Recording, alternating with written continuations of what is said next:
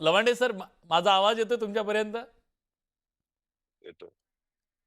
बरं, त्यांच्यापर्यंत आवाज गेला, मी त्यांच्याशी जोडला जातो. अजितराव, ते वैचारिकदृष्ट्या खूप लवचिक आहेत. म्हणजे ते ते अनेक ठिकाणी जाऊ शकतात, थांबू शकतात, तो भाग वेगळा आहे. ते कठोर नाही आहेत, पण तुम्ही कठोर आहात. ज्या विचारधारेतून तुम्ही आलेले आहात, म्हणजे तुमचा पक्ष आहे, त्या विचारधारेमध्ये एक गोष्ट सांगितली जाते, की तुम्ही विरोधात राहाल. म्हणजे आता सुद्धा अनेकांची नावं घेतली जातील, विरोधात राहिले, पण त्यांनी कधी पक्षांतर केलं नाही. सत्तेच्या वळचणीला जावं असं कधी वाटलं नाही, असा तुमचा पक्ष आहे. म्हणजे गौरव केला जातो, सगळ्या गोष्टी आहेत. म्हणजे विचारधारेला तुम्ही पक्के आहेत असं सांगितलं जातं. पण ही काय तुमची मजबुरी आहे, की विचारधारेला तुम्ही पक्के असता, पण त्याच विचारधारेसोबत तुम्ही बाकी सगळ्यांना घेता. ही तुमची अपरिहार्यता असते. जे तुम्हाला अक्षम्य असतं ते अपरिहार्य का बनतं? विलासजी, सर्वप्रथम आजच्या ओपनिंग अँकर करता मला माहिती आहे प्रत्येक बडे मुद्देचा ओपनिंग अँकर आपण लिहिता.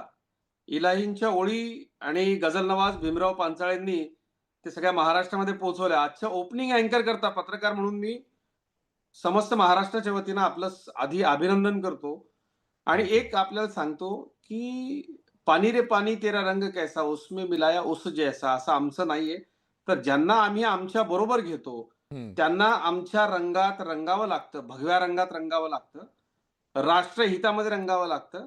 आणि ही आमची पद्धत आहे, ती हं. आमची काम करण्याची स्टाईल आहे, हं. ती आमची शैली आहे आणि ती आम्ही कदापि बदलणार नाही. मी आपल्याला अत्यंत नम्रतापूर्वक या कार्यक्रमाच्या माध्यमातून महाराष्ट्राच्या जनतेला सांगू इच्छितो, हं. की आपण जे म्हणालात ना, की सत्तेसाठी सगळं काही असं नाहीये. तर आर्य चाणक्य असं म्हणतो, की ज्या वेळेला राष्ट्रहिताच्या विचारानं वागण्याची गरज आहे, आपल्या राज्याच्या आणि राज्याच्या जनतेच्या हिताचे निर्णय घ्यायचे आहेत, हं. त्यावेळेला कोण तुमच्या सोबत आहे याचा विचार करू नका. तुमचं ध्येय काय आहे याचा विचार करा. आणि आमच्यासोबत आलेली सगळीच मंडळी आमची बघा तुम्ही, की जे लोक आता आमच्या बरोबर आहे, ते आमच्या विचारानंच वागलेत आणि आमच्या सोबत आहेत. आणि आमचा अजेंडा, आमच्यासोबत कुणीही आलं तरी आमचा अजेंडा काय आहे हे आम्हाला अत्यंत चांगलं कळतं आणि तो आम्ही अत्यंत कठोरपणे राबवतो. थोडक्यात फक्त एकच सांगतो, हां. आजच्या चर्चेचं सार सगळं. मी आता देशाच्या राजधानी दिल्लीमध्ये आहे हां. आणि विलासराव, आपण दिल्लीमध्ये असताना वेगवेगळ्या संपादक पत्रकारांना भेटतो. हं.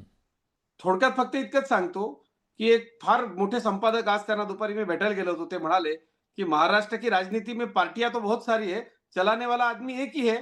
लक्षात घ्या." हे काय संकेत आहेत ते. आणि मला इतकंच आपल्याला सांगायचंय, काहीही घडलं, म्हणजे काहीही हे घडलं, हे तरी ते हे तर महाराष्ट्र हिताचं हे असेल. तर देवाची इच्छा आणि असं तुम्हाला म्हणायचंय. मी आपल्याला इतकंच सांगू इच्छितो, हां. माननीय सुप्रियाताईंची प्रतिक्रिया ऐका, माननीय शरद पवार साहेबांची प्रतिक्रिया ऐका आणि त्यातनं आपण ठरवा ना. अजून राष्ट्रवादी काँग्रेस पक्षाचा, दोन्ही राष्ट्रवादींचा हा अंतर्गत निर्णय आहे.